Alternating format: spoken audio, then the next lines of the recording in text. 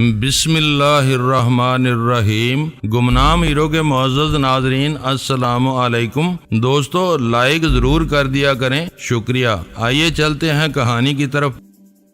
وہ زندگی کے عذاب سے چھوٹ چکا تھا، دوسرے دو آدمی زخمی تھے، ان پر ایک نظر ڈال کر میں ڈرائیور کی طرف بڑھا، وہ بھی جان ہار چکا تھا، جیپ کے اندر ہر جگہ خون ہی خون تھا۔ میں ابھی انہیں دیکھ ہی رہا تھا کہ پولیس کے سپاہی اور ڈلوں صاحب کے 4 گن مین بہت سے لوگوں کے آگے آگے بھاگتے ہوئے میرے قریب آ پہنچے۔ آتے ہی برکت نے مجھے کھینچ کر اپنے قریب کیا اور دبے لہجے میں بولا، ہاشم صاحب آپ ادھر چلے جائیں، ڈلوں صاحب بچ گئے ہیں، آپ فوراً ادھر چلے جائیں، یہ ان کا حکم ہے۔ اس کی یہ بات سنتے ہی میں لوگوں کی بھیڑ کو چیرتا ہوا جلسہ گاہ کی طرف دوڑا۔ ڈلوں صاحب اس وقت اسٹیج سیکرٹری عاشق علی پر جھکے ہوئے تھے اور وہ بیچارہ زندگی ہار چکا تھا۔ دائیں ہاتھ 2 اور آدمی شدید زخمی پڑے تھے، ان کی کراہیں سنی نہیں جاتی تھیں۔ یہ کیا ہو گیا ڈلوں صاحب، یہ کون صاحب ہیں؟ میری یہ بات سنتے ہی ڈلوں صاحب اچھل کر سیدھے ہو گئے اور مجھ سے لپٹ گئے۔ او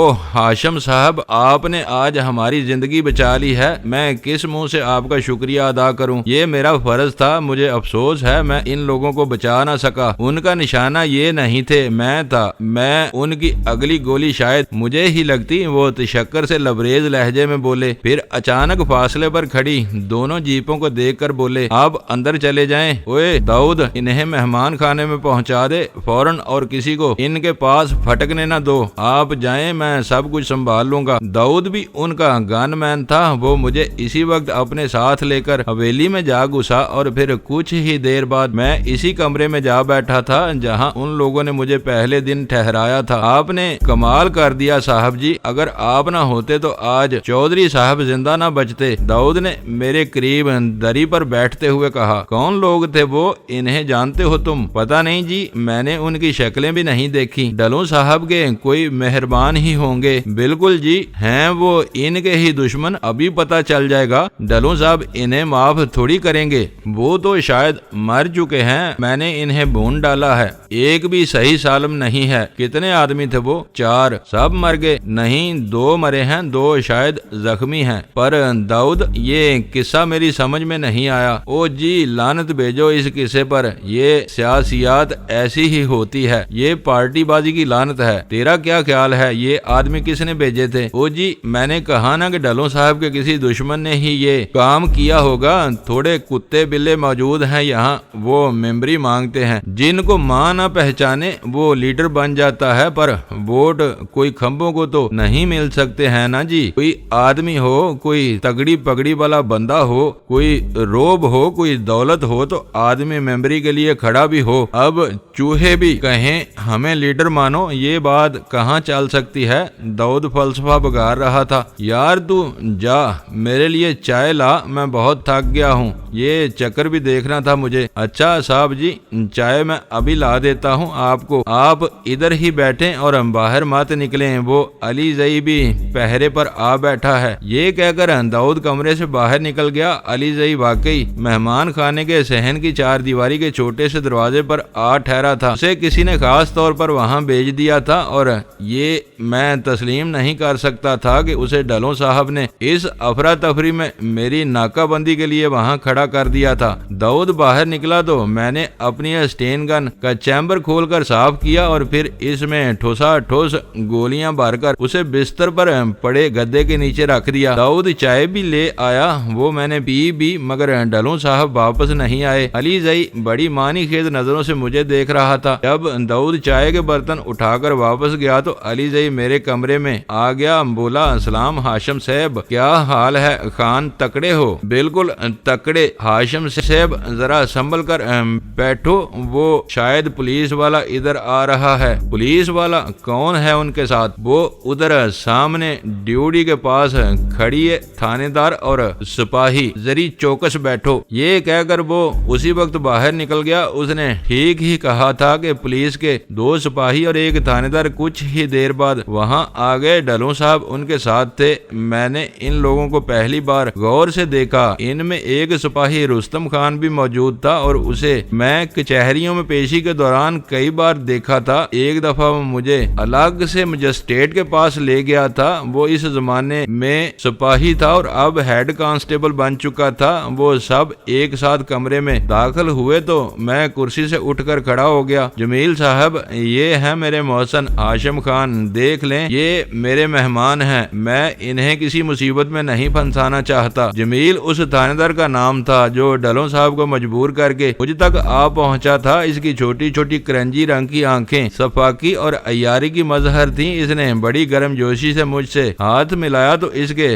پنجے کی گرفت نے مجھے چونکا دیا۔ اس کی ہتھیلی سرد اور سخت کھردری تھی۔ ان سے ملنا تو بہت ضروری تھا ڈھلوں صاحب۔ میں سمجھتا ہوں انہوں نے بڑی جرت کا مظاہرہ کیا ہے، مگر ادھر آدمی مر گئے ہیں، 2 شدید زخمی ہیں۔ میرا بھی تو ایک آدمی مر گیا ہے، عاشق علی، اور 2 شدید زخمی ہیں۔ مجھے معلوم ہے، مگر یہ میرا فرض ہے کہ اس فساد کے سارے حصے سامنے رکھوں۔ یہ کہہ کر جمیل احمد کرسی پر بیٹھ گیا۔ آپ کیا کہنا چاہتے ہیں جمیل صاحب؟ آپ کی پریشانی میری سمجھ میں نہیں آ رہی۔ ہاشم صاحب پر کوئی حرف نہیں آئے گا۔ یہ میرے گن مین نہیں ہے، میرے مہمان ہیں۔ میں سمجھتا ہوں، مگر مقدمے میں ان کا نام تو ضرور ہی آئے گا۔ میں سمجھتا ہوں کہ جرم ان لوگوں نے کیا ہے، حملہ انہوں نے کیا ہے، مگر آپ کو بچانے والے اور ان کے 2 آدمی مارنے والے کا ہم کیسے نکال سکتے ہیں؟ وہ سپاہی رستم خان مجھے گہری گہری نظروں سے دیکھ رہا تھا اور مجھے احساس ہو رہا تھا کہ وہ مجھے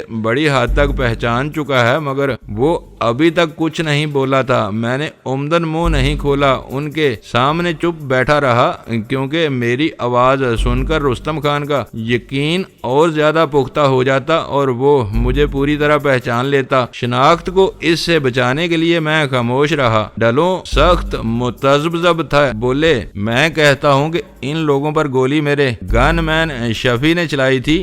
10 آدمی گواہی دیں گے کہ میں سچ کہہ رہا ہوں۔ پھر کیا کریں گے آپ؟ جمیل احمد ان کی یہ بات سن کر بڑی عیاری سے مسکرایا، بولا، اسے بچوں کا کھیل نہ سمجھیں، یہ بڑی خوفناک بات ہے۔ آپ قانون کے ساتھ کبڈی نہیں کھیل سکتے۔ ڈھلوں صاحب نے اس کی یہ بات سنی تو جیب سے سگریٹ نکال کر بولے، میں اپنے اس مہمان کو کسی چکر میں نہیں پڑنے دوں گا، قطعاً نہیں۔ آپ سمجھنے کی کوشش کریں، بس یہ سارا قصہ آپ شفیع گن مین کے کھاتے میں ڈال دیں۔ یہ نہیں ہو سکتا ڈھلوں صاحب، میں نے اپنی آنکھوں سے سب کچھ دیکھا ہے، اور پھر جب ان پر کوئی حرف نہیں آ سکتا ہے تو آپ کیوں اتنے پریشان ہیں؟ میں نے کہا نا کہ یہ میرے مہمان ہیں، اپنی جان پر کھیل کر انہوں نے میری جان بچائی ہے، میں کیسے انہیں کچہری تھانے کے چکر میں ڈال دوں؟ یہ نہیں ہو سکتا۔ اچانک رستم خان نے جھک کر جمیل احمد کے کان میں کچھ کہا۔ جمیل احمد ایک دم سنبھل کر بیٹھ گیا۔ اس کی نظروں میں ایسی چمک ابھر آئی تھی کہ شاید اس نے اپنا دایاں ہاتھ پستول پر رکھ لیا تھا، اور رستم خان اب پھر تن کر کھڑا ہو گیا تھا۔ اپنی رائفل اس نے کچھ اس انداز سے پکڑ لی تھی کہ وہ اسے 1 ثانیے کے 1000ویں حصے میں مجھ پر تان سکتا تھا۔ یہ بڑی ہی خوفناک صورتحال تھی۔ ڈھلوں صاحب کی ساری پیش بندیاں رائے گاں جا رہی تھیں۔ میری شناخت کو چھپا لینے کے لیے وہ جتنے بھی حربے بروئے کار لا سکتے تھے لا چکے تھے، مگر اب تک انہیں مسلسل ناکامی کا منہ دیکھنا پڑ رہا تھا۔ آپ کا کیا نام ہے جناب؟ جمیل احمد نے بڑے ہی اپنائیت برے لہجے میں مجھ سے مخاطب ہو کر کہا۔ وہ یوں میری آنکھوں میں جھانک رہا تھا جیسے وہ میرے دروں بروں کو کھنگال کر رکھ دے گا۔ ان کا نام ہاشم خان ہے، یہ جنگ سے آئے ہیں، ڈھلوں صاحب نے تیزی سے کہا۔ یہ غالباً ان کی زندگی کا پہلا موقع تھا کہ وہ ایک چھوٹے سے پولیس اہلکار کے سامنے اپنی تمام تر شان و شوکت اور لب و لہجے دبدبے کے باب وصف بے بس ہو گئے تھے۔ انہیں بات کرنے دینا، میں ان سے مخاطب ہوں۔ ڈھلوں صاحب ایک دم تاؤ کھا گئے اور کرسی پر سے اٹھ کر بولے، برائے کرم آپ یہاں سے چلے جائیں، میں اپنے مہمان کی توہین برداشت نہیں کر سکتا۔ ان کی یہ بات سنتے ہی جمیل احمد کا چہرہ سرخ ہو گیا۔ وہ نئی نسل کا نمائندہ کوئی بہت ہی سر پھرا اور راست باز قسم کا تھانے دار تھا۔ ڈھلوں صاحب سے وہ شمع بھر مروب نہیں ہو رہا تھا۔ بولا، آپ مجھے دھونس نہیں دے سکتے ہیں ڈھلوں صاحب، میں نے بڑی پگڑیاں اور بڑے شملے دیکھے ہیں، میں جانتا ہوں یہ آدمی کون ہے اور میں اسے گرفتار کر کے رہوں گا۔ یہ میری حویلی ہے، کسی مزارے کا گھر نہیں، سوچ کر بات کرو، تمہاری لاشیں بھی یہاں نظر نہیں آئیں گی۔ یہ کہہ کر ڈھلوں صاحب نے دیواروں میں لگے ایک سوئچ کو دبا دیا۔ چاروں طرف خوفناک قسم کی سیٹی بجنے لگی اور ابھی انہوں نے اس سوئچ پر سے ہاتھ نہیں اٹھایا تھا کہ 10 آدمی خوفناک قسم کی ٹامی گنے اور اسٹین گنے لے کر علی زئی کو دروازے سے اچھال کر پرے پھینکتے ہوئے برآمدے میں آ گئے۔ جمیل احمد نے یہ صورتحال دیکھی تو گھبرا گیا۔ وہ تو خیر ہوئی کہ اس نے پستول کول میں سے نہیں کھینچ لیا تھا، ورنہ میں اپنے کوٹ کی جیب میں رکھے کمانی دار چاقو کو اندر ہی اندر کھول کر ہاتھ میں لے چکا تھا۔ کیا خیال ہے پھر اپنی ضد سے باز نہیں آئیں گے آپ؟ ڈھلوں صاحب نے بڑے ہی گمبھیر لہجے میں کہا۔ رستم خان اور اس کے ساتھ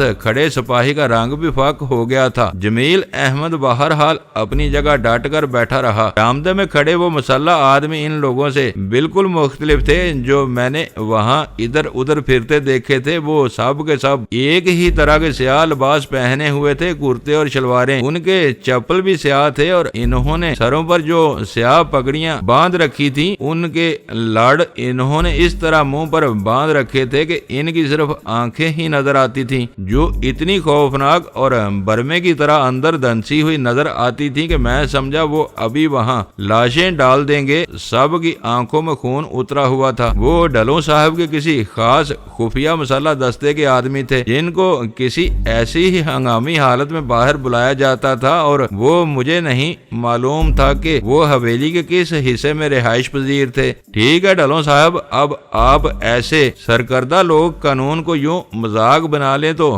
پھر باقی کیا رہ جاتا ہے؟ جمیل احمد کا لہجہ شکست خوردہ تھا۔ میں آپ سے ہر قسم کے تعاون کے لیے تیار ہوں، میرے 4 آدمی پکڑ کر لے جائیں، مگر میں اپنے مہمان کو آپ کے حوالے نہیں کر سکتا۔ آپ اپنی کاغذی کارروائی مکمل کریں، میں دستخط کر دیتا ہوں۔ ان کی بات سن کر جمیل احمد نے رستم خان سے کہا کہ وہ کاغذات تیار کر دے۔ رستم خان نے کاغذ قلم کی فرمائش کی اور پھر وہ واقعے کی تفصیل لکھنے بیٹھ گیا۔ اس عرصے میں وہ 10 آدمی ٹکڑیوں کی صورت میں سامنے صحن میں جم کر کھڑے رہے۔ ان کے تیور بتا رہے تھے کہ وہ ڈھلوں صاحب کے ذرا سے اشارے پر اپنے سامنے کی ہر شے تباہ کر دیں گے۔ میں نے ان جیسی خوفناک صورتوں کے لوگ زندگی میں بہت کم دیکھے ہیں۔ رستم خان ایک طرف چھوٹی سی میز کے سامنے بیٹھا کارروائی قلم بند کر رہا تھا اور ڈھلوں صاحب تان کر جمیل احمد کے ساتھ بیٹھے تھے۔ جمیل احمد کے چہرے پر عجیب سی طنز بری مسکراہٹ ابھر آئی تھی۔ وہ ٹھہر ٹھہر کر مجھے یوں دیکھ رہا تھا جیسے کوئی شکاری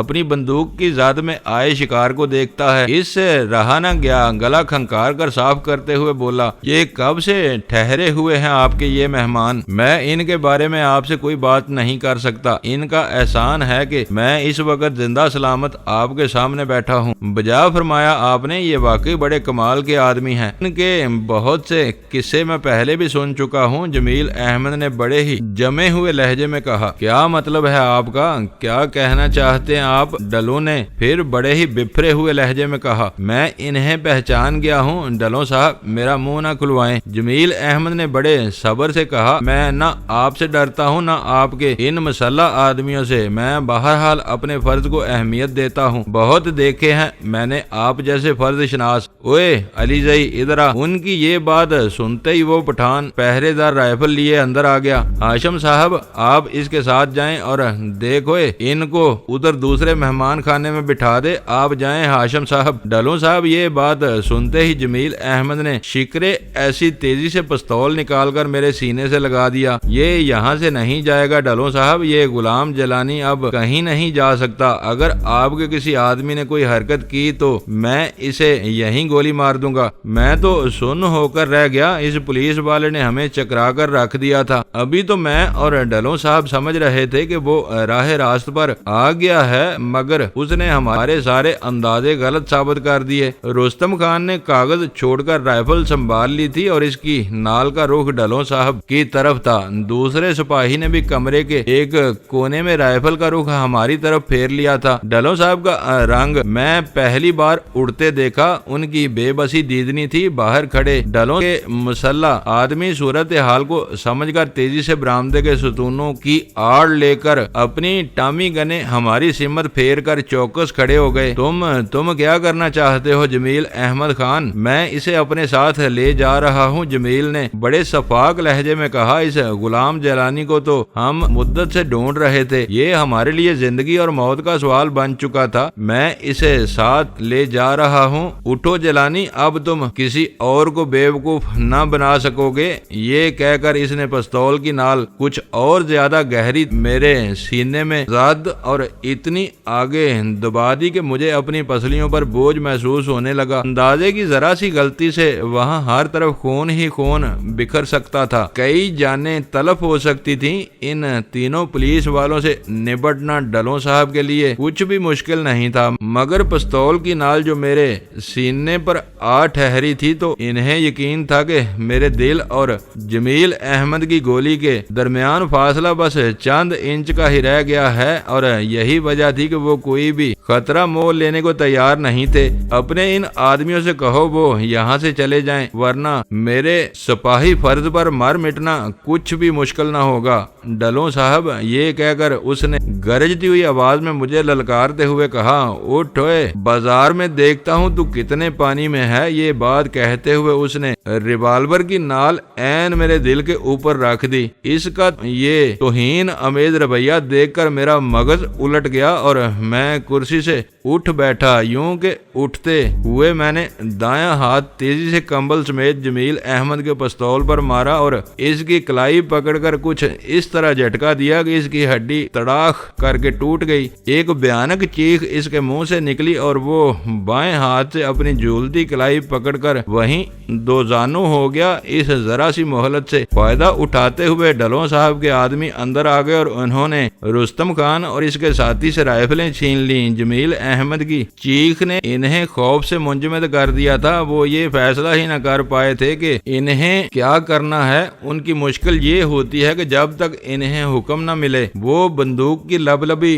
دبتی ہے، نہ ان کے قدم کسی طرح حرکت کرتے ہیں۔ اپنے طور پر ان چند ثانیوں میں یہ فیصلہ ہی نہ کر سکے کہ انہیں کیا کرنا ہے۔ جمیل احمد اس عرصے میں درد سے نڈال ہو کر سدھ بدھ کھو بیٹھا تھا۔ ان کو دوسرے کمرے میں بند کر دو، ڈلوں صاحب نے اپنے مسلح آدمیوں کا حکم دیا۔ پھر انہوں نے جمیل احمد کا زمین پر پڑا ہوا پستول اٹھا کر اس میں سے تمام گولیاں نکال دیں۔ ان گولیوں کو ہتھیلی پر رکھ کر وہ میری طرف مسکراتے ہوئے بڑھے۔ ان میں سے کوئی گولی آپ کے لیے نہیں بنی ہے ہاشم صاحب۔ وہ بہت ہی مطمئن نظر آ رہے تھے۔ چہرہ ان کا اتنی ساری ذہنی اذیت کے سہنے کے بعد پھر سے معمول پر آ گیا تھا اور ان کی بشاشت لوٹ آئی تھی۔ کوئی نہ کوئی گولی میرے لیے بہرحال بنی ہوگی ڈلوں صاحب۔ نہیں، مجھے یقین ہے ایسا نہیں ہوگا، مگر حیرت مجھے یہ ہے کہ صاحب کہ آپ نے اس کی کلائی کیسے دوکھن کر دی۔ مجھے سخت ہاتھ ڈالنا ہی پڑا، یہ حد سے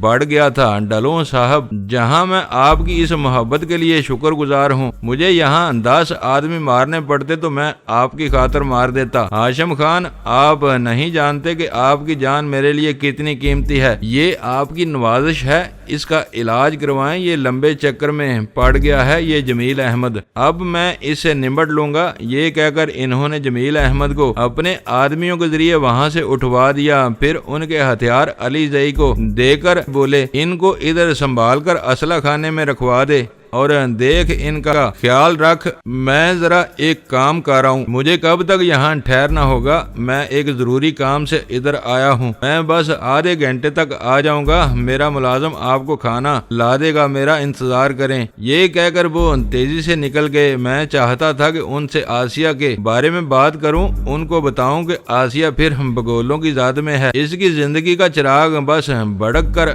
بجھ جانے کو ہے، اسے بچا لینے کی کوشش کریں، مگر میں ان سے کچھ بھی نہ کہہ سکا، وہ بہت جلدی میں تھے۔ ان کے مسائل کا مجھے اندازہ تھا۔ باہر 3 آدمیوں کی لاشیں پڑی تھیں، کئی آدمی شدید زخمی تھے اور پولیس نے الگ ان کو حیران کر رکھا تھا۔ ان سب باتوں پر انہیں فوری توجہ دینے کی ضرورت تھی۔ انہیں یہ بھی معلوم کرنا تھا کہ اس شوکت کو کس نے وہاں بھیجا تھا، کس کے نام کی گولیاں وہ کس لیے اپنی بندوق میں بھر کر وہاں لایا تھا، اس کے مقاصد کی کیا تھے، یہ سب کچھ انہیں معلوم کرنے کا حق تھا۔ مگر اس جمیل احمد نے نیا مخمصہ پیدا کر کے انہیں دوسرے ہی چکر میں ڈال دیا تھا، ایسے میں جس کا لازمی نتیجہ یہ ہوتا کہ میں ایک بار پولیس کی تاڑ کے نیچے جاتا۔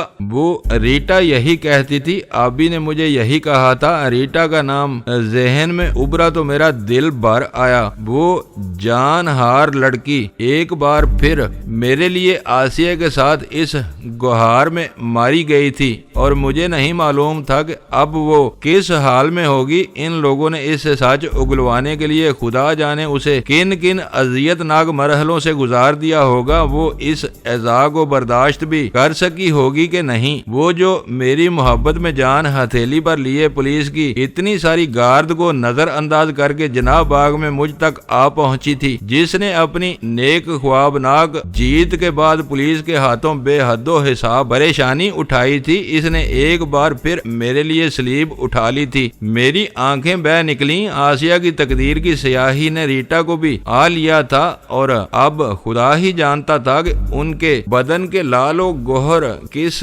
چکی میں پس رہے ہوں گے۔ وہ ان سے روح رعایت تو نہیں کریں گے، وہ پولیس کے مستقل اہلکار، اور اگر کہیں ان خفیہ پولیس کے ڈی ایس پی منان نے انہیں اپنے تیروں کی زاد میں لے لیا تو پھر تو ان کا زندہ سلامت بچ نکلنا ناممکن ہوگا۔ ان گنت وصف سے میرے ذہن میں ابھر رہے تھے اور میری سمجھ میں نہیں آتا تھا کہ میں کیا کروں۔ زندگی ایسی خارزار وادی میں اتر آئی تھی کہ ہر قدم پر مجھے اپنا دامن تار تار ہوتا نظر آتا تھا۔ ادھر جلسہ گاہ میں اس صبح موت کی گرم بازاری نے ڈلوں صاحب کے لیے جو نئے مسائل پیدا کر دیے تھے وہ میرے لیے سدے راہ بن گئے تھے۔ میں تو آسیہ کے لیے وہاں تریاگ ڈھونڈنے آیا تھا، مگر میرے ہاتھوں وہ لوگ موت کے منہ میں جا گرے۔ کیا یہ سب کچھ لوہے محفوظ پر کنندہ تھا؟ کیا میں اپنی موت کی سوا گر اسٹین گن ان کے نام کی گولیاں لیے پھرتا تھا؟ کیا میری اس بندوق کی تڑابڑی ان کے لیے تھی؟ اس صبح کے تصار میں جو اندھیرا تھا، کیا وہ اس بات کا گماز تھا کہ میرے ہاتھوں اس روز کسی کی آنکھیں ہمیشہ کے لیے مند جائیں گی؟ اس شوکت کو مار دینے کا تو میں نے کبھی سوچا بھی نہ تھا، اس کی کمینگی کو تو میں نے جیل میں 100 بار نظر انداز کیا تھا۔ پھر کیا یہ بھی تقدیر کا کرشمہ ہے کہ اسے ایک دن میرے ہی ہاتھوں لہو ہو کر گزر جانا تھا؟ میرے ہاتھ میں وہ اسٹین گن کا تیر کسی نے اسی لیے تھما رکھا تھا کہ ایک مقام پر میرا اس شوکت سے آمنا سامنا ہوگا اور میں اس سے شوکت کا بدن یوں چیر ڈالوں گا کہ اس شہدے کا کوئی پرسان حال بھی نہ ہوگا۔ اور اب یہ جو جمیل احمد پستول کو تاگڑی کی طرح کمر پر باندھ کر میرے سامنے آیا تھا تو یہ بھی اس کی تقدیر تھی کہ اس کی کلائی یوں کانچ کی چوڑی کی طرح میرے ہاتھ میں آ کر تڑاک سے ٹوٹ جائے گی۔ یہ کیا گورکھ دندہ ہے میرے پروردگار، میں تو کچھ بھی نہیں سمجھ سکا ہوں۔ نہ میری زبان تالو سے لگتی ہے، نہ ذہن سوچ کے تارے عنکبوت سے آزاد ہوتا ہے، اور نہ میرے قدم ہی کہیں رکتے ہیں۔ میں کب تک یوں مرا زبان سکھائے سکون کی تلاش میں مارا پھرتا رہوں گا؟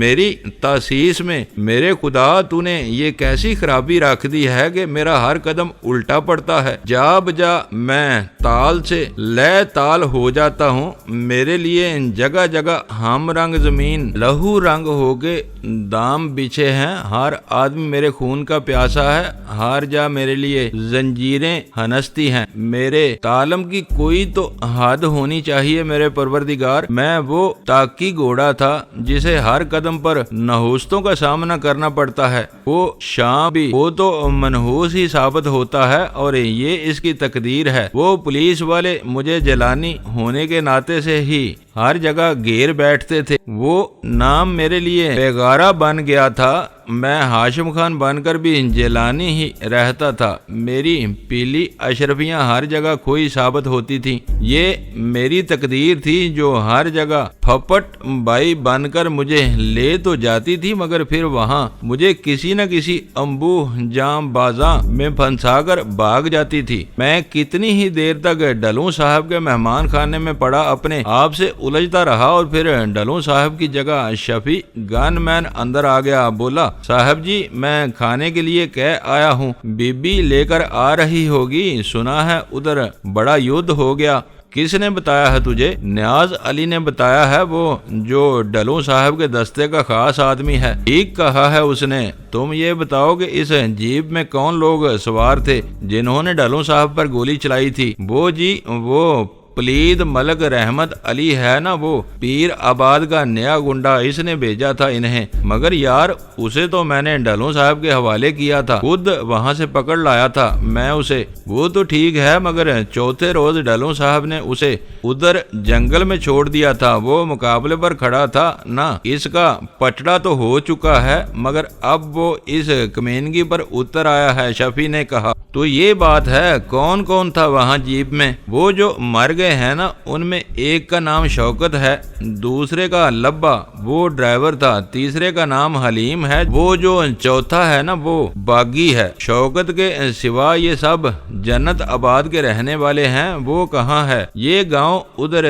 چونیا کے پاس ہے، اور وہ شوکت اس کا مجھے معلوم نہیں، باغی نے اس کے بارے میں کچھ نہیں بتایا۔ اس کا مطلب ہے کہ لبا اور شوکت مر چکے ہیں۔ ہاں، باغی اور حلیم زخمی تھے، یہ سب باتیں انہوں نے ہی بتائی ہیں۔ اب کہاں ہے وہ؟ پولیس ان سب کو لے گئی ہے، عاشق علی کو بھی۔ ہاں، صابر اور ولی محمد بھی اسپتال جا بیٹھے ہیں۔ کیا ان کے زخم زیادہ گہرے ہیں؟ نہیں، وہ بچ جائیں گے، یہ چاروں بچ جائیں گے۔ یہ بتائیں کہ کیا اس تھانے دار کا بازو آپ نے توڑا تھا؟ ہاں، مجھے مجبوراً اس پر ہاتھ اٹھانا پڑا۔ وہ آپ کو پہچان گیا ہوگا۔ ہاں، اسی وجہ سے اب کیا حال ہے اس کا؟ ڈلوں صاحب نے ان کو راضی کر لیا ہے، 10,000 روپیہ دے کر انہوں نے ان کا منہ بند کر دیا ہے ان تینوں کا۔ بہت اکڑتا تھا وہ جمیل احمد، وہ تو اب بھی بہت اکڑا ہوا ہے، اس نے تو ایک پائی نہیں لی، مگر سنا ہے ڈلوں صاحب اس کا تبادلہ کروا رہے ہیں ادھر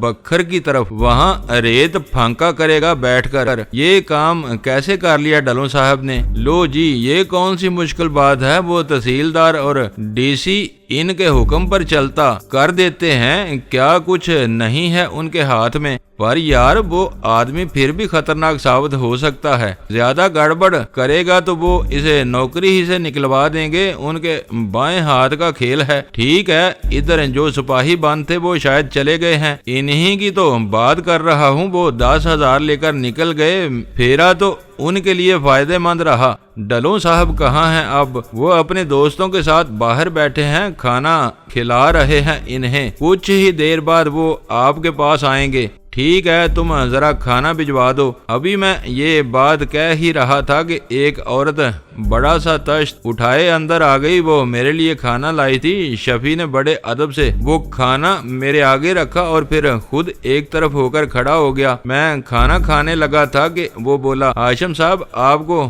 دیکھ کر مجھے جنگل کے بادشاہ کا خیال آتا ہے، بڑا دل دیا ہے آپ کو خدا نے، آپ جیسا جیدار جوان میں نے کوئی نہیں دیکھا۔ اس کا لہجہ اس کی عقیدت کا پتہ دیتا تھا، میں جنہیں اس مورخ نے مجھے بہت اونچے سنگاسن پر بٹھا دیا تھا۔ کہاں یار، میں چوہے مار آدمی بھلا کیا کر سکتا ہوں؟ نہیں صاحب جی، آپ فائر نہ کھولتے، بس اندازے کی غلطی کر جاتے تو یہ محل تباہ ہو گیا تھا، کچھ بھی نہ بچتا، نہ ہم نہ ڈلوں صاحب، اہل خانہ الو بول جاتے۔ یہاں ڈلوں صاحب اکیلے وارث ہیں جاگیر کے، ان کا بیٹا کوئی نہیں ہے، ابھی تک تو ایک ہی بیٹا ہے ان کا۔ یہ اتنی ساری بیبیاں بھی کوئی کرتب نہیں دکھاتی، بڑے پاپڑ بیلے ہیں، ڈلوں صاحب پر پیش نہیں ہوتی۔ میں پھر ہنس دیا، وہ خلوص کا بندہ ڈھلوں صاحب کا ذہنی طور پر غلام ہو چکا تھا اور ان کا نام لے کر جیتا تھا۔ وہ کھانے کے برتن اٹھوا کر نکلا تو کچھ ہی دیر بعد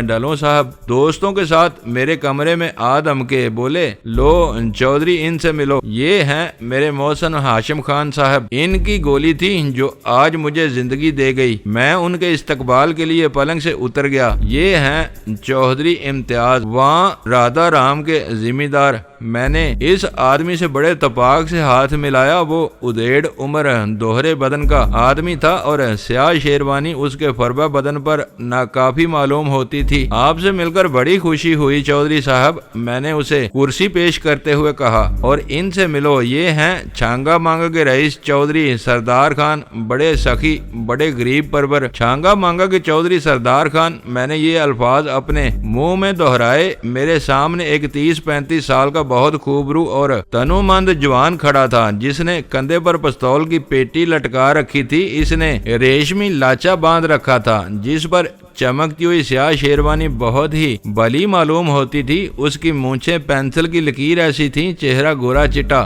آنکھیں بڑی بڑی، فراخ پیشانی، بنتھری ایسی ناک اور بال گنگریالے تھے۔ اسے اپنی مردانہ وجاہت کا احساس بھی تھا۔ اس نے بڑی گرم جوشی سے اپنا ہاتھ میری طرف بڑھایا تو میرا مغز ایک دم الٹنے لگا۔ میرے ذہن میں جماکہ سا ہوا اور میری روتی بلکتی منہ بولی بہن مجیدن میرے سامنے ہاتھ جوڑ کر کھڑی ہو گئی۔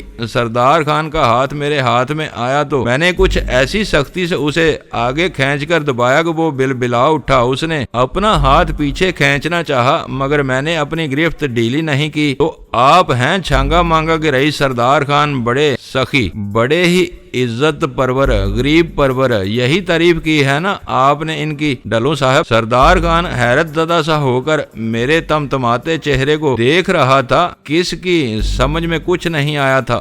بولا، معلوم ہوتا ہے آپ کو اپنی قوت بازو کے مظاہرے کا کچھ زیادہ ہی شوق ہے۔ جی ہاں، آپ ایسا جوان سامنے ہو تو یہ شوق زیادہ ہی ہو جاتا ہے۔ باقی تعریفیں نہیں بتائی ہیں آپ نے ان کی؟ ارے بھائی، یہ ہماری برابری کے ہی آدمی ہیں۔ ڈھلوں صاحب نے میرے چہرے پر ابھرتے ہوئے غصے پر حیران ہو کر کہا۔ میں نے سردار خان کا ہاتھ چھوڑ دیا۔ جی ہاں، وہ تو اس اچکن ہی سے ظاہر ہے، آپ کی برادری کا خاص یونیفارم ہے۔ کیا بات ہے، آپ کچھ ناراض معلوم ہوتے ہیں، ہمارا یہاں آنا آپ کو پسند نہیں آیا؟ امتیاز صاحب نے بڑی سنجیدگی سے پوچھا۔ جی نہیں، یہ تو اچھا ہوا کہ آپ آ گئے ہیں اور ان کو بھی ساتھ لے آئے۔ ان سے تو ملنے کو میں بہت دنوں سے سوچ رہا تھا۔ میں نے کرسی پر بیٹھتے ہوئے کہا۔ کوٹ کی جیب میں ہاتھ ڈال کر میں نے اپنے چوپشا کو مٹھی میں لے لیا تھا اور میرے وجود میں دبی ہوئی غصے اور نفرت کی چنگاریاں بھڑکتی جا رہی تھی۔ مجھے وہ بندو خان یاد آ رہا تھا جس کے دروازے میں سے نکل کر مجیدن ناتھ اتروائی کی ذلت سہنے کے لیے سردار خان کی ڈیوٹی میں جا گری تھی۔ مجھ سے ملنے کے لیے یہ کیا کہہ رہے ہیں آپ؟ میں نے تو آج آپ کو پہلی بار دیکھا ہے۔ وہ ابھی تک اپنا پنجہ سہلا رہا تھا جو میری گرفت میں آ کر چٹک گیا تھا۔ جی ہاں، آپ سے میرا بہت پرانا اور غائبانہ تعارف ہے۔ آپ کے اوصاف حمیدہ کی وجہ سے آپ کو دیکھنے کا مجھے بہت اشتیاق تھا۔ خدا کا شکر ہے کہ آپ مل گئے۔ میں نے ڈھلوں صاحب کے طلائی سگریٹ کیس سے سگریٹ نکال کر منہ میں دبا لیا۔ یہ میری خوش نصیبی ہے صاحب کہ آپ ایسے بہادر آدمی سے میں غائبانہ متعارف تھا، مگر میں ابھی تک یہ معمہ بوجھ نہیں سکا ہوں۔ بوجھ بھی لیں تو اس پر انعام کوئی نہیں ملے گا۔ لیں، یہ سگریٹ پئیں اور خدائے حمید و مجید کو یاد کریں جس نے آپ کو یہ عزت دی اور رئیس بنا دیا۔ میں نے اس کی طرف سگریٹ بڑھایا مگر وہ میرے لہجے کے طنز کو محسوس کر چکا تھا۔ بولا، ڈھلوں صاحب، یہ کیسی گفتگو سے نواز رہے ہیں مجھے آپ کے یہ معزز مہمان؟ میں اسے طنز سمجھوں یا تعریف؟ ارے نہیں چودھری صاحب، یہ ایسے ہی مذاق کر رہے ہیں آپ کے ساتھ۔ ان کی باتوں کا برا نہ منائیں۔ اوے عریضئی، ذرا چائے کے لیے کہہ دے ادھر برکت سے۔ وہ پٹھان پہرے دار اسی وقت دروازے سے اٹھ کر دوسری طرف طرف نکل گیا۔ میرا دل چاہتا تھا کہ میں اسی وقت اس سردار خان کا حساب کتاب برابر کر دوں، مگر میں نے ہاتھ روک لیا۔ ڈھلو صاحب درمیان میں تھے، وہ ان کا گھر تھا۔ میں ان کے لیے کوئی بدمزگی پیدا نہیں کرنا چاہتا تھا، ورنہ میری مٹھی میں دبا چپ شاہ مجھے اپنی دھات کی سرد صفاقی سے یہ احساس دلاتا تھا کہ جس سمت میں اسے چلا دوں گا وہ مجھے مایوس نہیں کرے گا۔ وہ دکھوں کی پوٹ، وہ مفلسی کے خونی پنجوں میں جکڑی ہوئی نازک اندام مجیدن ٹھہر ٹھہر کر میری آنکھوں میں ابھرتی تھی۔ مجھے ابھی اس چونا منڈی کے گنڈے شرفو سے بھی نبٹنا تھا۔ دوستو ویڈیو کو لائک ضرور کر دیا کریں۔ ISI پاک آرمی زندہ باد، پاکستان پائندہ باد۔ معزز ناظرین، اپنا خیال رکھیے گا اور اپنے اس چینل کا بھی شکریہ۔